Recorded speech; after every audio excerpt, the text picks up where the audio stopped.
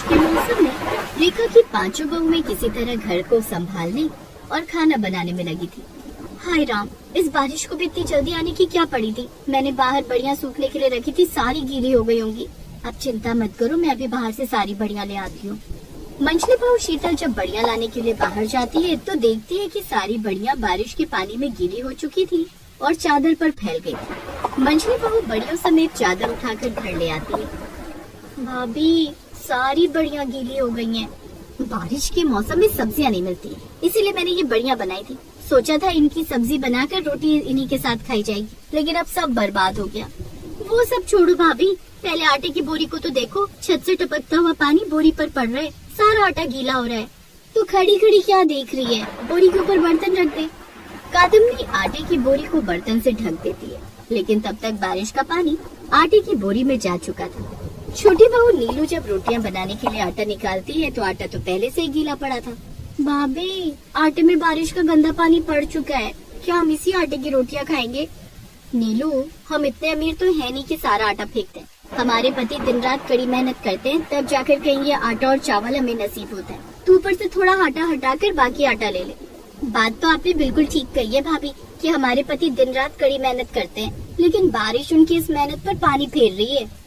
नीलू ऊपर से थोड़ा आटा हटाकर बाकी आटा गूंथ लेती है और रोटियां बनाने लगती है। लेकिन जैसे ही वो चूल्हे पर रोटियां बनाने लगती है, बारिश इतनी तेज हो जाती है कि खिड़की के अंदर पानी की बौछारें आने लगती हैं, जो सीधे चूल्हे तक पहुंच रही थी। नीलू, इस तरह से तो सारी रोटियां गीली हो जाएंगी, रुक मैं कुछ जुगाड़ करती हूँ।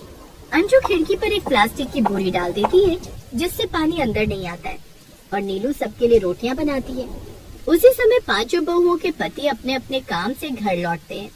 दिन के 12 बजे से शुरू हुई बारिश अब तक रुकने का नाम नहीं ले रही। शाम के 7 बज चुके हैं। ऐसा लगता है जैसे पूरा गांव बारिश में बह जाएगा। गांव का तो पता नहीं, लेकिन हमारा ये जर्जर मकान बारिश में जरूर बह जाएगा। देख रहे हो कि किस तरह से घर के कोने कोने से पानी टपक रहा है। हम लोग कहाँ बैठकर खाना खाएंगे और कहाँ सोएंगे? मैं तो कब से कह रही हूँ कि ये घर पुराना हो चुका है, इसकी मरम्मत नहीं की तो किसी दिन हम सब इस पे दबकर मर जाएंगे। बारिश इतनी तेज हो रही है कि घर की छत कभी भी टूट सकती है। माँ, हम पांचों भाई मिलकर मेहनत मजदूरी कर तो रहे, लेकिन हमारी कमाई इतनी नहीं है कि हम नया घर बनवा सके। वरना हम पांचों भाई के लिए अलग अलग कमरों वाला घर बनवा लेते और कमरा तुम्हारे लिए बनवा लेते। बारिश के मौसम में सारी मेहनत बेकार चली जाती है। आप लोग किन बातों में पड़ गए? खाना खाने का वक्त हो गया है। पांचों भाई हाथ मुंह धोते हैं और कपड़े बदल कर खाना खाने बैठ जाते हैं। पूरा परिवार खाना खाने लगता है। लो खा लो खाना। इस बारिश में तो चैन से खाना खाना भी दुश्वार हो गया है। हमें बारिश में भीगते हुए ही खाना खाना पड़ेगा, नहीं तो भूखा ही रहना पड़ेगा। सारा परिवार किसी तरह से खाना खाता है, लेकिन एक एक निवाला उनके लिए कठिन हो रहा था। आखिर कब तक हम लोग ऐसी जिंदगी गुजारेंगे? हमें कुछ तो इसका हल निकालना पड़ेगा। घबरा मत नीलू, कुछ न कुछ जुगाड़ हो जाएगा। अभी सोने का इंतजाम करते, इस तरह से बारिश में सोना भी बहुत मुश्किल हो जाएगा। मंझली बहू प्लास्टिक की चादर को फर्श पर बिछा देती है और पूरा परिवार उस पर सो जाता है। लेकिन रात भर बारिश की बूंदें टिप टिप करके कभी इधर तो कभी उधर गिर रही थी और पूरे घर को गीला कर रही थी। अगली सुबह रात को चैन से सो भी न सका। ऐसा लग रहा था मानो बारिश 3rd डिग्री का टॉर्चर दे रही हो। अभी तो पूरे 3 महीने इसी तरह गुजारने होंगे, उसके बाद ही आराम मिलेगा। 3 महीने? मेरा तो एक दिन भी ऐसा गुजारने का दिल नहीं है। बस बहुत हो गया। हमारी आधी उम्र तो बारिश से लड़ने में बीत गई है, अब और नहीं। उस दिन घर की पांचों बहुएं घर को साफ करने में लग जाती हैं। तभी अचानक छोटी बहू अंजू चीख पड़ती है। क्या हुआ अंजू, ऐसे चीख रही है जैसे कोई जंगली जानवर देख लिया हो? जंगली जानवर तो नहीं, लेकिन बहुत जल्दी हमारे घर में सांप बिच्छू देखने को मिलेंगे जो कभी भी हमें काट कर मौत के मुंह में भेज सकते हैं। मनोरमा वहाँ जाकर देखती है कि उस जगह पर एक बिल था जो कि सांप या बिच्छू का बिल लग रहा था। वो जल्दी से मिट्टी लाकर बिल को भर देती है, लेकिन दूसरे दिन घर में दूसरी जगह पर वैसी ही बिल शीतल को दिखाई देती है।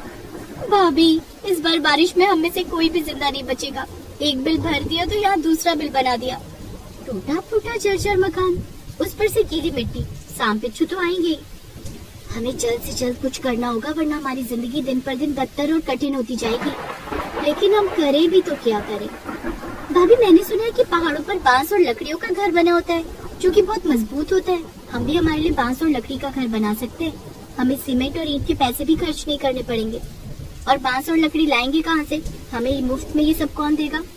जंगल हमें मुफ्त में बांस और लकड़ियाँ देगा। हाँ, इस खतरनाक मौसम में जंगल कौन जाएगा? वहाँ सांप, बिच्छू और दूसरे जंगली जानवर हमारा इंतजार कर रहे होंगे।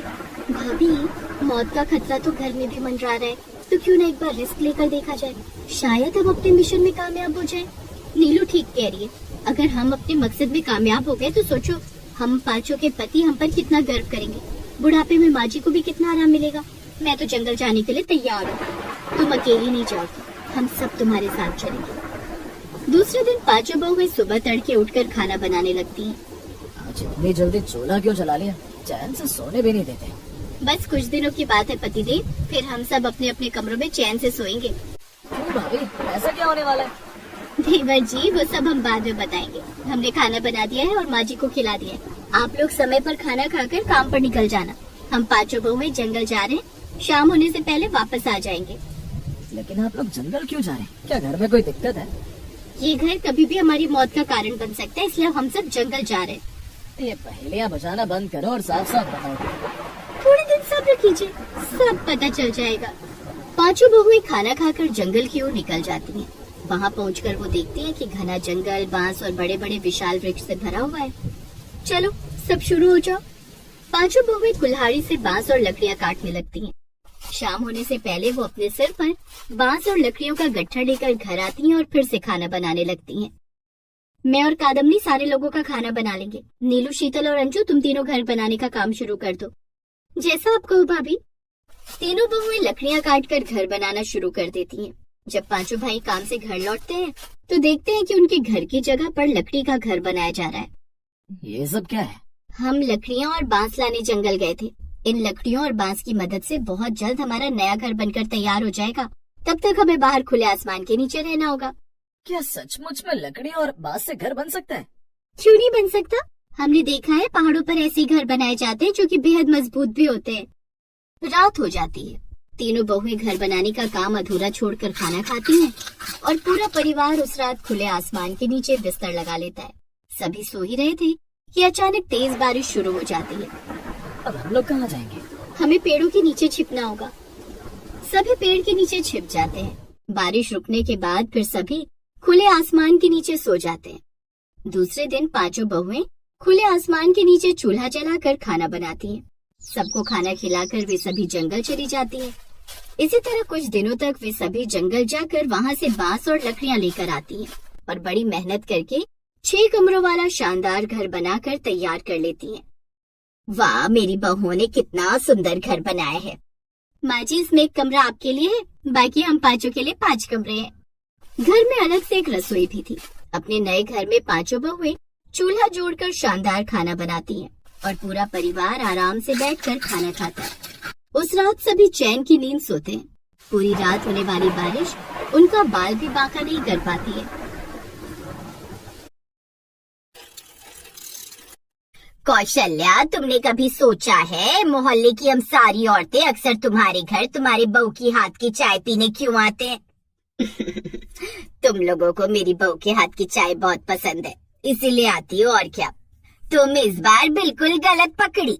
बहू के हाथ की चाय तो स्वादिष्ट है ही, लेकिन हम सिर्फ उसके हाथ की चाय पीने नहीं आते, बल्कि उसके लंबे और घने बाल देखने आते हैं। बहू, तुम्हारे बाल इतने लंबे और घने कैसे? पूरा गांव तुम्हारे बालों की तारीफ करता है। कौन सा शैम्पू लगाती हो? आंटी जी, मैं एक गांव की लड़की हूँ। बचपन से जो भी मिल जाता था उसी से अपने बाल धो लेती थी। कई बार तो तालाब की मिट्टी से मैंने बाल धोए हैं। कभी कपड़े धोने वाले साबुन से तो कभी नहाने वाले साबुन से भी धो लेती थी। अलग से मैं कुछ नहीं करती। किसी शहर में रामलाल अपनी पत्नी, 2 बेटे अजय विजय और अपनी बड़ी बहू ममता के साथ रहता था। उनके दोनों बेटे किसी अच्छी कंपनी में काम करते थे।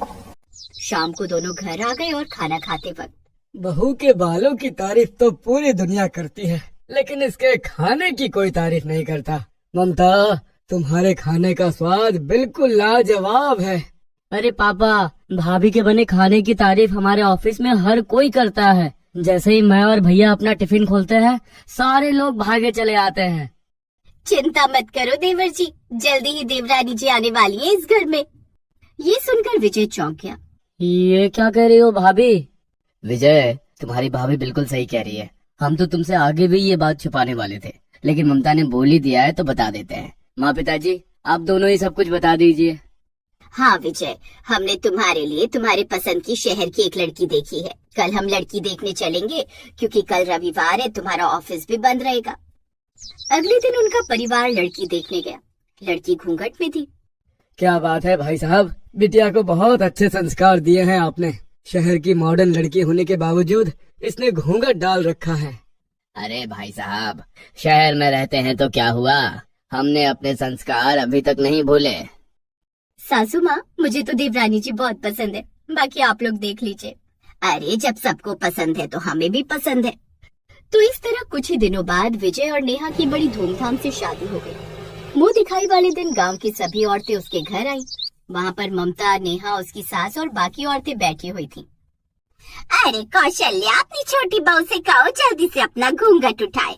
हम देखना चाहते हैं कि तुम्हारी दूसरी बहू के बाल भी ममता बहू जैसे लंबे और घने हैं या नहीं। घूंघट के अंदर नेहा उन औरतों की बात सुनकर गुस्सा होने लगी। वो मन ही मन सोचने लगी, ये लोग तो आते ही मेरे बालों के बारे में बातें करने लगे। ये लोग दुल्हन का चेहरा देखने आए या बाल? अरे नेहा बहू, मोहल्ले की औरतें तुम्हारे बाल देखना चाहती हैं, अपना घूंघट हटा दो। क्या हुआ बहू, सुनाई नहीं दिया? लगता है बेचारी शर्मा रही है, मैं ही घूंघट उठा देती हूँ। उसकी सास ने जैसे ही नेहा का घूंघट उठाया तो सारी औरतें चौंक गई, क्योंकि नेहा के बाल छोटे छोटे थे। ये क्या है, तुम्हारी छोटी बहू के बाल तो बिल्कुल लड़कों जैसे हैं। अरे तो क्या हो गया, इतने भी छोटे नहीं है मेरी देवरानी जी के बाल। उनके चेहरे पर ये बाल बहुत खूबसूरत लग रहे हैं। लेकिन उसकी सास मन ही मन नेहा से खुश नहीं थी। मेरी बड़ी बहू के बाल इतने लंबे, घने और खूबसूरत है, और इसके बाल देखो, मोहल्ले वालों के सामने नाक कटा दी इसने मेरी। अब समझ में आया कि जब हम इसे देखने गए थे तो इसने घूंघट क्यों डाल रखा था। खैर किसी तरह मुंह दिखाई की रस्म खत्म हुई। रात में पहली रसोई के लिए नेहा और ममता एक साथ किचन में खाना बनाने लगी। नेहा बार बार अपनी जेठानी ममता के लंबे और घने बाल देख रही थी। भाभी, मुंह दिखाई के वक्त सब आपके बालों की तारीफ कर रहे थे। इतने लंबे घने बालों से आपको उलझन नहीं होती? अरे नहीं देवरानी जी, मुझे तो आदत हो गई है, जैसे तुम्हें छोटे बालों की आदत हो गई है। अब अगर तुम अचानक से अपने बाल लंबे और घने कर लो तो तुम्हें उलझन होने लगेगी, शायद गर्मी भी लगने लगे। नहीं भाभी, मुझे भी लंबे और घने बाल पसंद है, पर बचपन से मेरे माँ बाप ने मुझे बिल्कुल लड़कों जैसा ट्रीट किया है। अभी तो मेरे बाल फिर भी लंबे हैं। जब मैं छोटी थी तो मेरे बाल बिल्कुल लड़कों जैसे कटाते थे मेरे मम्मी पापा। अरे वाह, क्या बात है। चलो इसी बात पर आज हम लोग मीठे में सूजी का हलवा, जलेबी और रबड़ी बनाते हैं। ठीक है भाभी। तो इस तरह थोड़ी ही देर में दोनों बहुएं खाना बनाकर बाहर खाने की टेबल पर ले आई। सब लोग एक साथ बैठकर खाने भी लगे। उस वक्त नेहा और ममता ने घूंघट नहीं डाल रखा था। तभी उसकी सास बोली, नेहा तुम घूंघट डाल लो।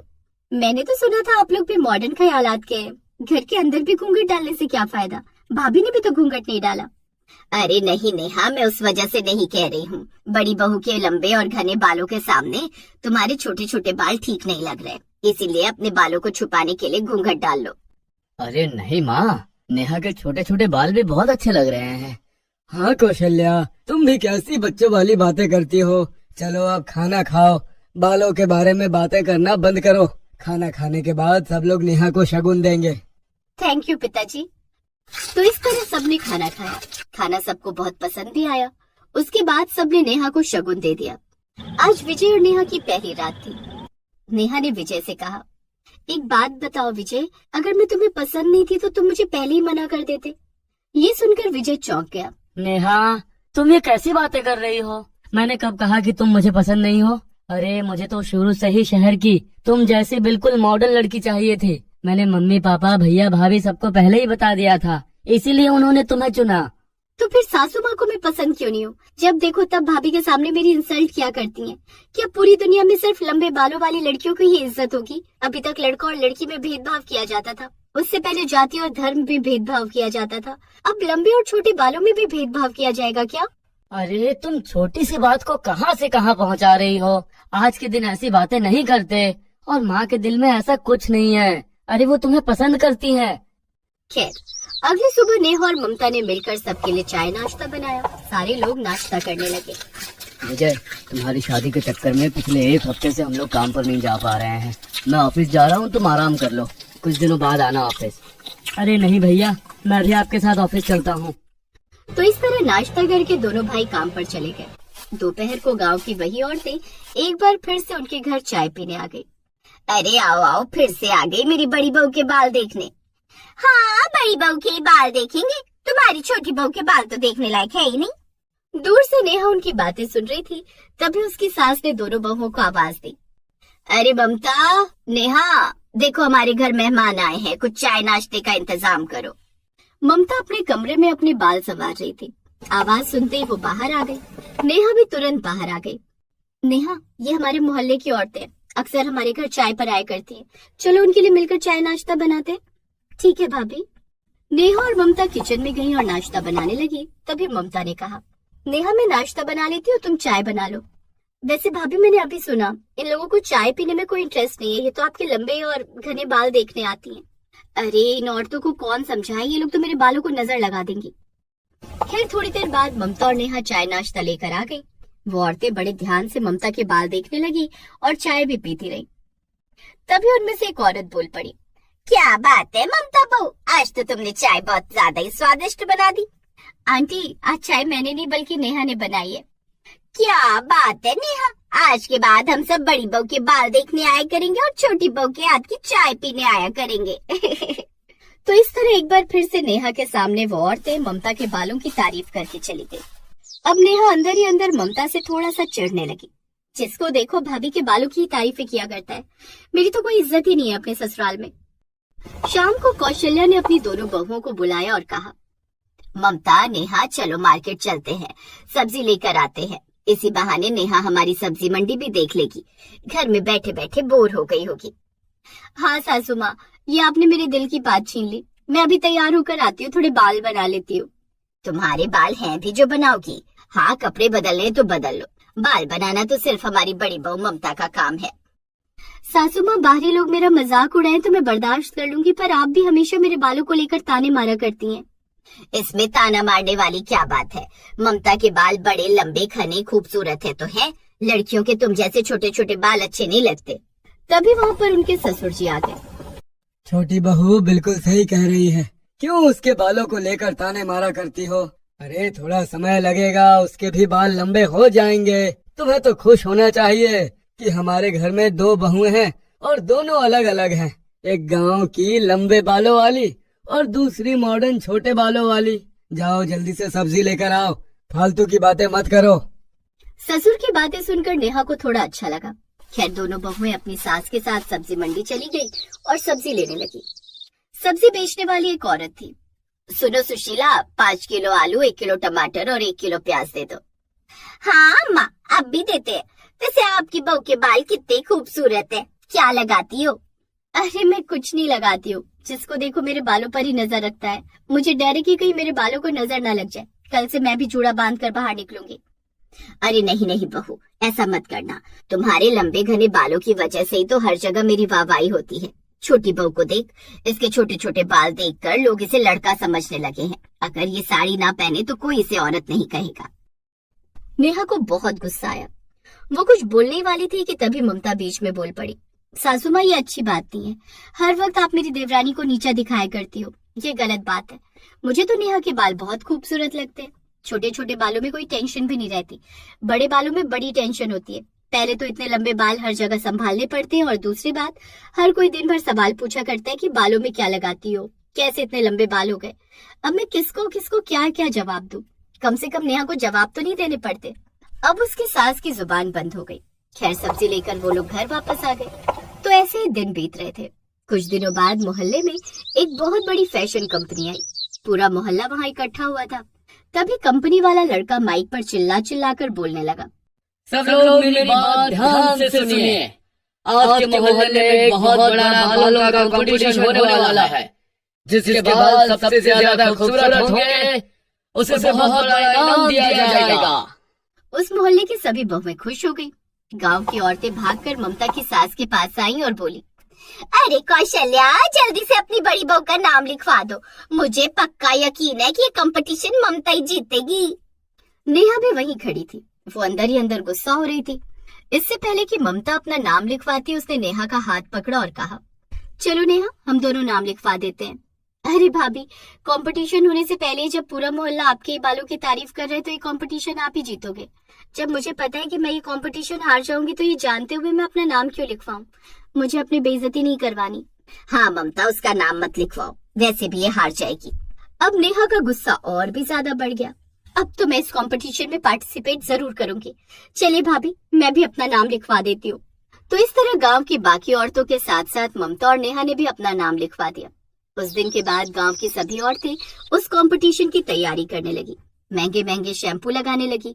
कुछ औरतों ने तो अपने बाल लाल पीले हरे तक करवा लिए, लेकिन ममता और नेहा ने कुछ नहीं किया। कंपटीशन की एक रात पहले, नेहा चलो हम लोग भी ब्यूटी पार्लर चलते हैं, क्योंकि कल कंपटीशन है। रास्ते में मुझे कुछ लोगों से मिलना भी है। अरे बहू, तू अकेली चली जा, नेहा को कहाँ लेकर जा रही है? एक दिन में कोई भी ब्यूटी पार्लर वाला इसके बाल लंबे थोड़ी कर देगा। सासू माँ ऐसे बार बार मत बोला करो, देवरानी जी को बुरा लगता होगा। चलो नेहा। लेकिन कंपटीशन वाले दिन जो हुआ उसे देखकर पूरा मोहल्ला और कंपनी वाले सब दंग रह गए। जैसे ही ममता स्टेज पर आई वैसे ही सबने देखा कि वो पूरी तरह से गंजी हो चुकी थी। अरे ये क्या, ममता बहू तो गंजी हो गई। मुझे पक्का यकीन है कि ये हरकत जरूर मेरी छोटी बहू नेहा ने की होगी। वो हमेशा ममता से जलती रहती थी। नेहा कहीं दिखाई क्यों नहीं दे रही है? मैं उसे आज नहीं छोड़ूंगी। मैडम, ये क्या है? उस दिन जब मैं आया था तब आपके बाल बहुत लंबे, घने और खूबसूरत थे। आज आप गंजी कैसे हो गई? किसने किया ये आपके साथ? अरे जज साहब, इसकी देवरानी इससे जलती थी, पक्का उसी ने ये सब किया होगा। आप लोग शांत हो जाइए, बिना वजह किसी पर इल्जाम मत लगाइए। देवरानी जी, बाकी लोगों को लेकर ऊपर आ जाइए। थोड़ी ही देर में नेहा कुछ छोटी छोटी लड़कियों को लेकर स्टेज पर आई। उसे देखकर सारे लोग दंग रह गए, क्योंकि नेहा भी गंजी थी। अरे ये सब क्या मजाक हो रहा है?